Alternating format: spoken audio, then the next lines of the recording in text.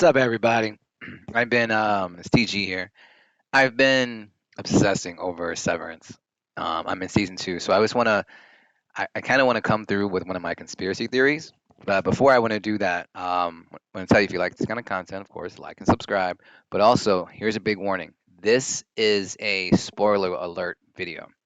If you are not caught up on season two, do not watch this video. Stop and click away right now. Okay, so I gave them time.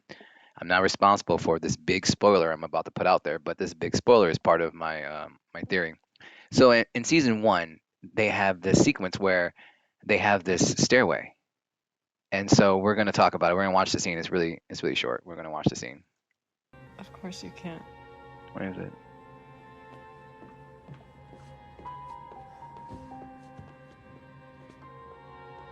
Of course you can't. He's tried.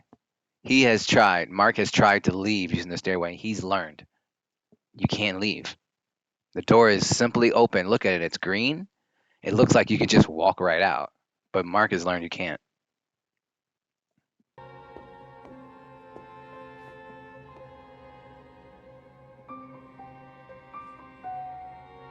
She looks back. No one's trying to stop her from leaving.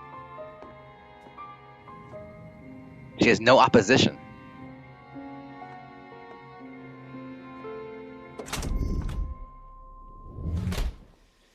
Hi, Ellie. Oh, what's happening? Great to see you. Your orientation's been so much fun. Where am I? Okay, so sometimes when a new hire is adjusting to a severed space, we help by bringing them here to the stairwell to experience the transition viscerally. Oh no, I'm trying to leave. No. It's all part of the process. If you want to spin around and head back in, that should be that. All right, so there's some stuff to unpack right here. Okay, so if you guys are really watching Severance, you understand the difference between an innie and an outie. The whole concept of Severance is you start as an outie. And as you engage in the program, you create an innie, which is another part of your subconscious that goes to work every day. And they work and do all the things for work, and then they clock out. And there's a whole building that this implant in your head, it transitions them once they get in. That's why the elevator sequence, because it's based on like a base level floor. And once they go into that base level floor, they change into their innie. And these are two separate consciousness and within consciousness, whatever, I'm not saying it right, within one body. And so the innie is a different conscious that never sees what your outie is doing outside of this base level floor. So you have a work conscious that never sees what your actual life conscious, which is called the outie, is doing. And so that's what he's showing right here is that the struggle, because the innie wants to escape, but when they get out, the outie is like, no, you can't escape. So we're going to go back in.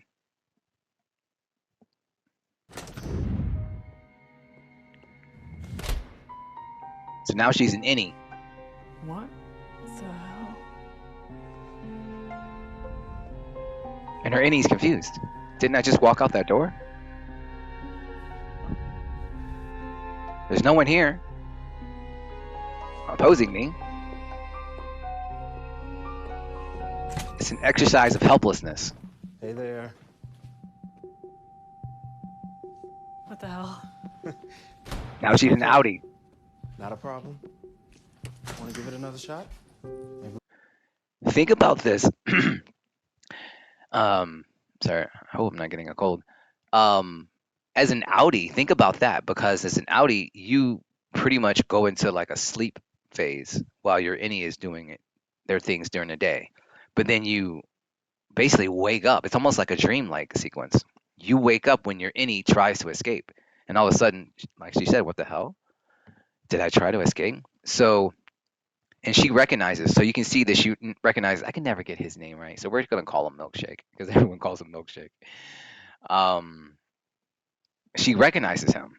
So she's not. You can see that she's immediately not threatened by him. She's immediately not like, "Whoa, who are you?" She knows who he is, and she feels comfortable with him. With a little oomph.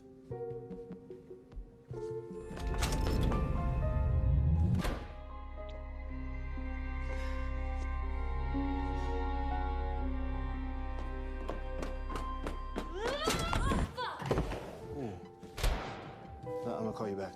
That's something I would totally have done. Wow. I would have tried to break the door. You're an inquisitive one. I don't want to be in there, do I? You're learning that you do.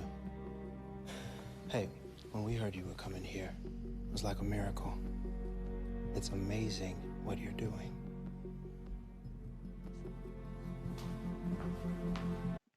That is an Easter egg. I don't know if anyone has ever said that. It's amazing what you're doing. I think it's a double entendre. Again, spoiler alert. She is part of Lumen. She is part of their organization. She is essentially, as we will see in the season 2, she's essentially a mole. Her outie is a mole.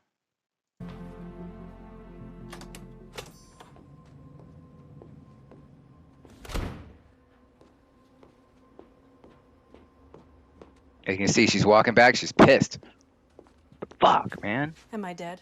No. This isn't like hell or something? No. Then why the fuck can't I leave? Well, you did leave just now.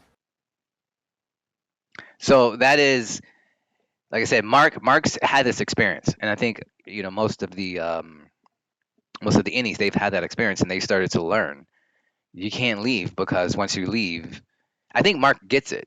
Once you leave, you become your outie, and your outie throws you back in here, which is basically another power struggle, which is like, oh my God, about the writing of this, that there's a part of me that is like, no, I want you to be here.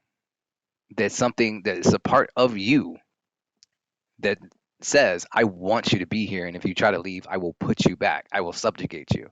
So I wanted to get back into my theory on it. Okay, so we were talking about how Helly can't, she can't leave.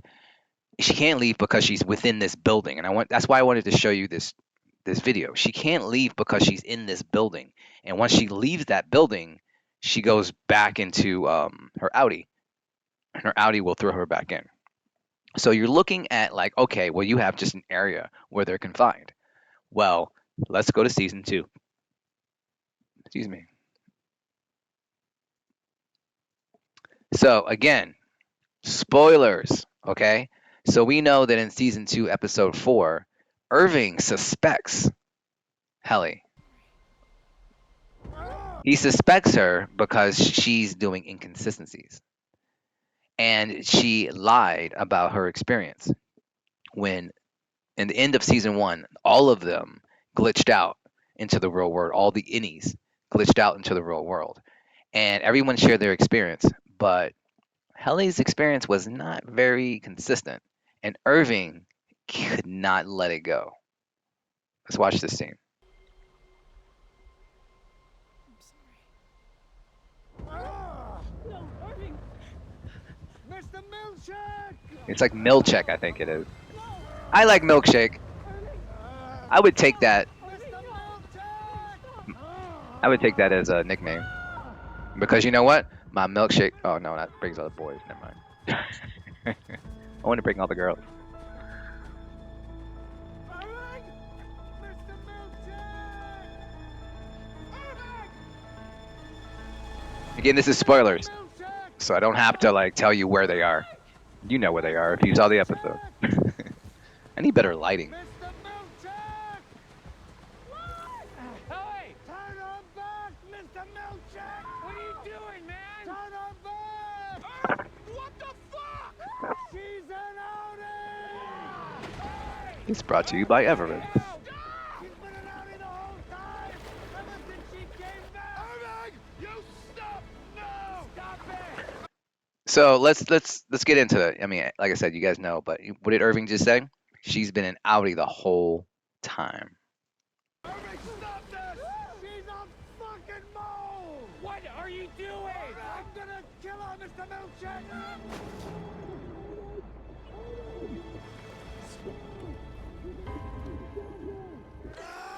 She's not Helly! She's an Egan! Turn her back, Mr. Milkshake! Turn her back! Now, this is what's interesting is that Irving says turn her back. Irving is suggesting my whole theory. We are not in a confined space. You have the ability to turn her back. So unless we're in some kind of dome, like kind of area where they've made it so that everybody can, be their Audi or whatever, that suggests that they have the ability at any time, a new technology to turn you off and on. Yes! Do it, Seth! And oh, I never even caught that. I'm doing this live. Did you just see that?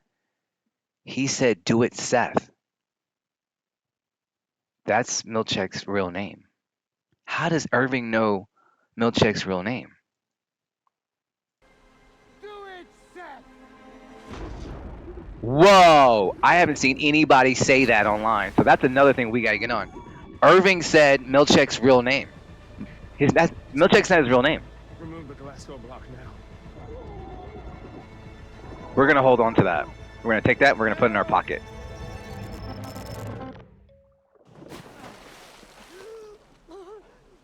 Okay, so where I wanted to go with this was at any time they have the ability, regardless of location. I don't know if this is a new technology or if this is a technology they've always had and they just use it whenever they need to.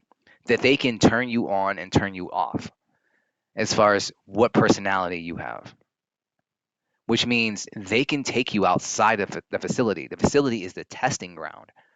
I believe the entire point of this is to hone in and perfect.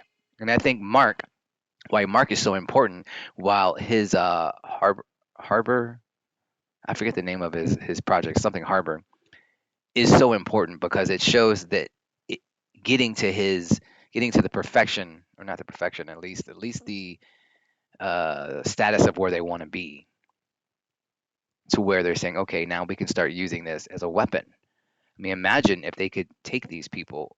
They take these people and they put them in this underground bunker or whatnot. Let's pull it up.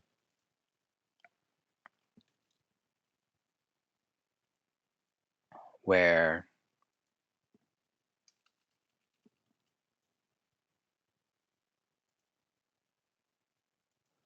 so here's a scene, just a rare scene from season one, where they put them in these underground places, It's a myth, and don't pretend you care about this department. and You they're just want doing your these walks menial involved. tasks, Beg right? fucking pardon. They're We're doing these supposed to menial like the tasks. perks, and all in Lumen's care shall revel in the bounty of the incentive spur. Don't pervert a handbook passage to me, okay? Don't do it. Hey guys. Lumen has been good to us. And they're in it is this feckless Guys? and they're in these rooms, these like really like fluorescent rooms where they're just there and they're doing these menial tasks. The whole thing is an experiment. It's all an experiment to how do they hone an individual to where they can separate their consciousness and then activate them when they want to activate them. Because, like I said, they were using the building as a way to activate them, not activate them, keep them there as they're doing this test. But this scene shows that they have the ability at any time to reactivate you or deactivate you, regardless of being in a building.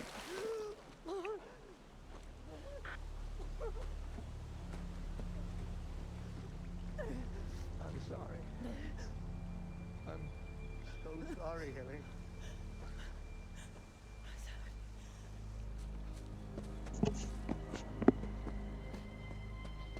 Kelly!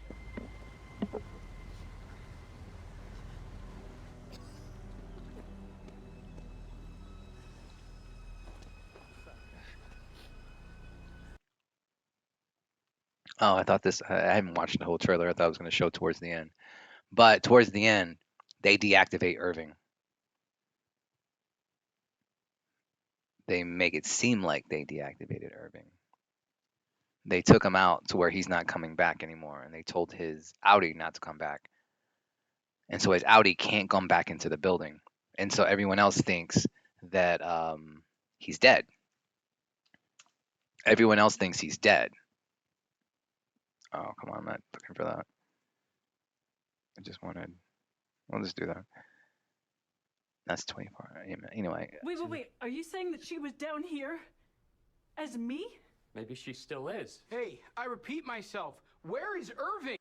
So everyone thinks that Irving is dead. I was looking for certain things but I'm not gonna do this video like completely for like whatever long time. But the whole thing is that Helly's outie is Viewing pissed. them as non-human really cements her as a great villain for the series overall. So dive deeper and deeper to find that I was trying to get to memories somebody. never left. So no, I was trying to get somebody who was just like showing it, but the most part is in episode five, they're dealing with that concept of like Irving's dead, but he's not dead. He's dead to them because they think he's been deactivated. But as we saw in this scene right here, oops, not this one. As we saw, oh, I've gone out of it. I'm not being professional. We've seen here, right here, they have the power to activate or deactivate you regardless of the building, regardless of the area that you're in. Milchick, remove the Glasgow block now. What we need to pay attention to is he said remove the glass box, I think he said, which means at any time, your outie, if you were an outie and you think you're safe because you just release your innie, which is your body. This whole episode, I had an issue with that, but we're not going to go into that. At any time, they can hijack your outie. And they've been training your innie to do things. And they can hijack and then your innie will start performing. That's what I think all of this is about. I think it's trying to get people, all this stuff that they're doing, they're trying to perfect this concept of controlling the mind to do these things. And then they'll go out and as a company, they'll say, oh, this is so successful, it's so awesome. And they'll pitch and make some propaganda of, hey, you can have a part of yourself go to work every day. And then you wake up after the day and you've made all this money and you didn't have to do any of this work. But you don't know what they've been training the other part of you to do. And now we're seeing they can activate the other part of you at any time. So I clock in. My innie's supposed to be working every day. But then now that they've perfected this and they make it seem like that's why it's all these halls. That's why it's all this meaningless stuff. Because once they perfect it, now they have an army of people that at any time they can just remove, well, not remove, but activate the glass box, I think he says. And they will turn into zombies and they will do what the other part has been taught to do. So you guys, let me know what you think about it. This is my conspiracy theory, but this is also my prediction for the end of the series, season 2. That we're going to learn that this whole thing has been to teach these innies to learn how to make these innies so that they can be perfect and being manipulated, and then be able to teach them some alternative objective. Because here we see that, hey, they're doing these stupid computer exercises, but what's next? Once they perfect this, when do we have innies that are doing weapons training? When do we have these innies that are doing any other kind of training that's militant? And I have all these people who are walking around who are trained as militant, and I can just turn on the glass box